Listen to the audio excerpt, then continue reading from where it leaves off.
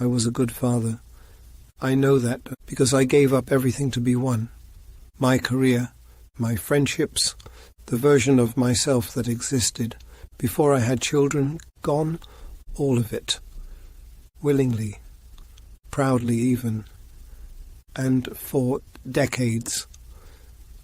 I waited. For what exactly?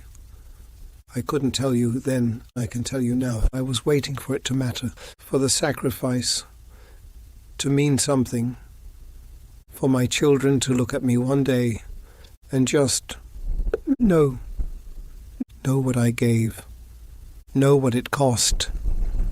Charles is 58 now, Gabriel 54. Hannah just turned 49. None of them called last week or the week before. I'm 90 years old, and I'm only now beginning to understand what I actually did to my children in the name of loving them. This isn't about ungrateful kids. I want to be very clear about that. This is a man who confused sacrifice for connection and spent 40 years wondering why the distance kept growing, no matter how much he gave.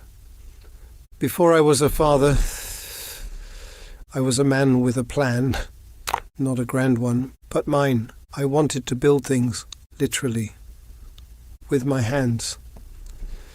I had studied architecture for 3 years before life pulled me sideways into accounting, paid better, made sense at the time, but on weekends I drew buildings nobody would ever see, structures that existed only on the back of whatever paper was nearest. It made me feel like myself. I had friends I laughed with, a wife who looked at me like I was someone worth knowing, a future that felt open. Then Charles was born, March 14th, 1966, 2:47 in the morning. I remember standing over that hospital crib, this tiny, fragile, terrifying thing, counting his fingers, and something shifted in me. That night, quietly, completely, I made a decision without knowing I was making one. I decided that nothing would ever matter more than him. It felt like love, the purest thing I'd ever felt. I didn't know then what that decision would cost me, what it would eventually cost him. Charles wanted to be a musician, 17 years old, guitar in his room every night. Good too, not just a kid making noise. Actually good. One evening he came downstairs, said he'd been offered a spot in a band, small tours, weekends mostly. His eyes were alive in a way I hadn't seen before. I said no, firmly, calmly, with a list of reasons that all made perfect sense. Focus on school. Stability matters. I know what's best for you. He nodded, went back upstairs, never mentioned the guitar again. I told myself that was good parenting. I'm not so sure anymore. Gabriel was quieter than the other two, the kind of child who'd sit beside you and just be there. One Saturday morning, he was maybe 9. He appeared at my office door. Dad, you want to go fishing? I had papers spread across the desk, deadlines, important things. I told him, give me an hour. The hour became 3 by the time I came out. He'd found something else to do, someone else to be with.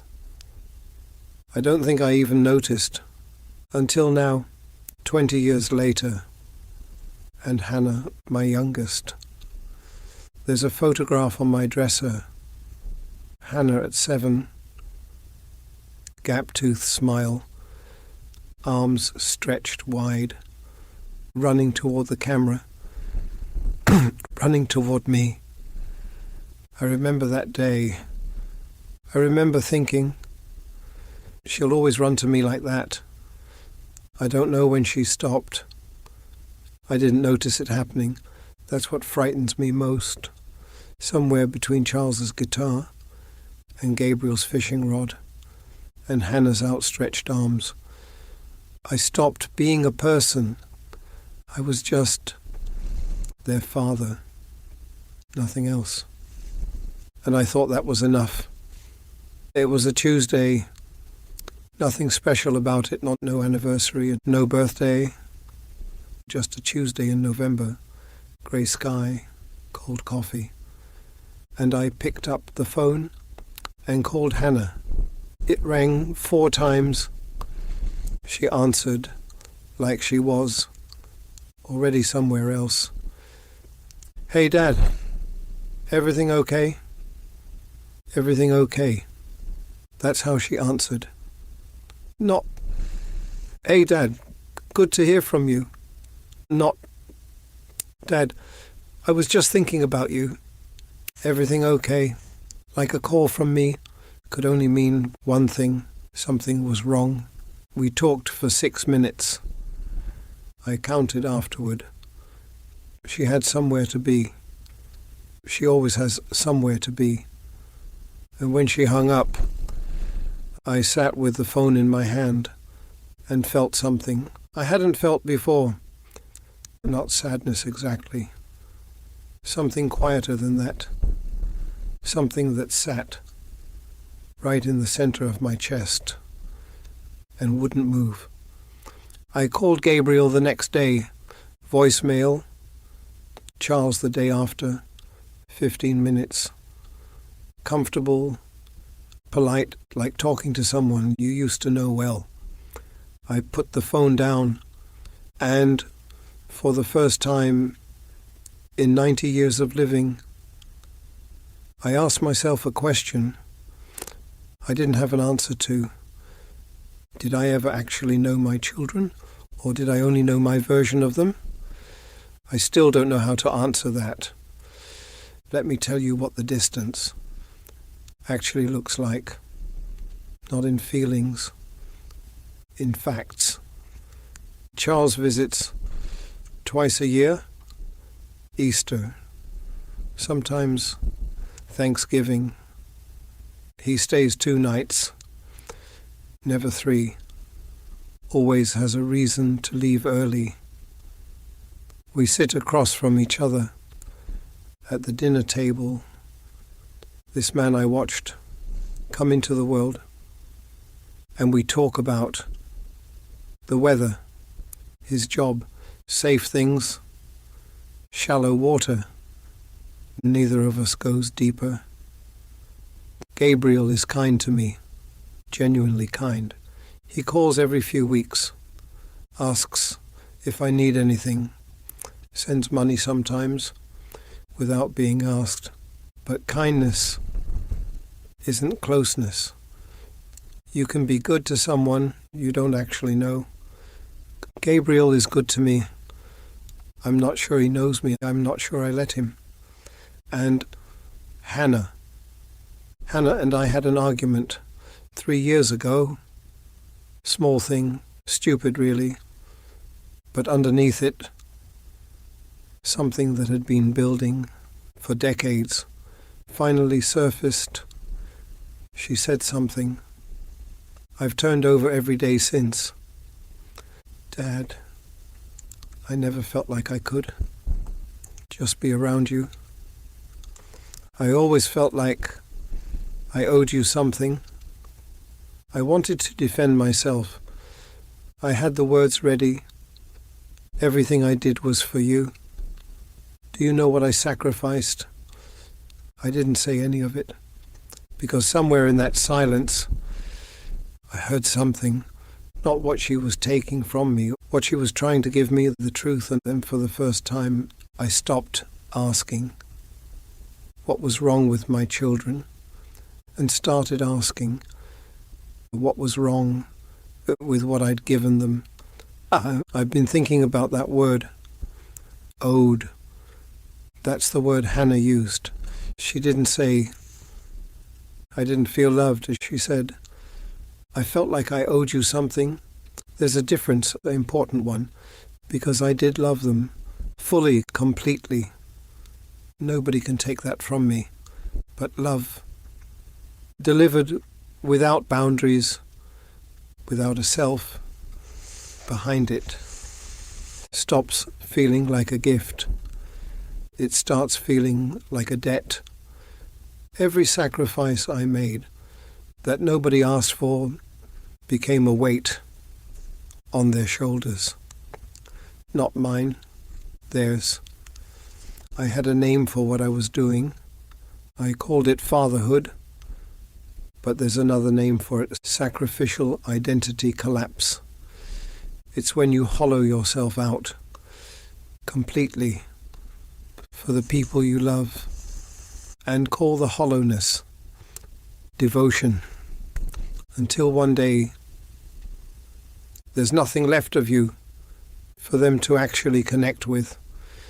I didn't give my children a father, I gave them a role, a function, a man who existed only in relation to them and expected them to find that enough. They couldn't. Nobody could. You cannot connect with someone who has disappeared.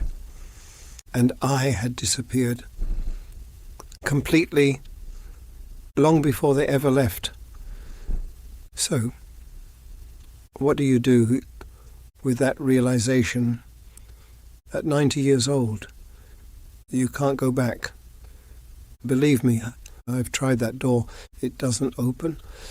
What you can do is stop waiting for the relationship you imagined and start building the one that's still possible. Those are two very different things. 3 months ago, I called Hannah, not to apologize, not to explain myself, not to revisit the argument. I called her to ask one simple question. Who are you now? Not who I raised, not who I remember, who she actually is. Today, she was quiet for a moment, then she talked. For 40 minutes, she talked about her work, her fears, a dream she'd quietly abandoned in her 30s, that she's slowly picking back up. Things I never knew, because I never asked. For 40 years, I never once asked. I didn't interrupt, didn't offer solutions, didn't make it about me. I just listened. When she finished, she said something I'll carry for whatever time I have left. Dad, this is the first time I felt like you actually wanted to know me. 90 years old, first time. I'm not telling you that to break your heart. I'm telling you that because it's not too late. It wasn't too late for me. It isn't too late for you. Charles and I are having dinner next month. Just the two of us. No agenda, no debt. Gabriel called last week, not because something was wrong, just to talk. Small things, but they're real. And real is everything. I want you to picture something, two versions of yourself 10 years from now. First version, same pattern. You keep giving, keep sacrificing, keep waiting.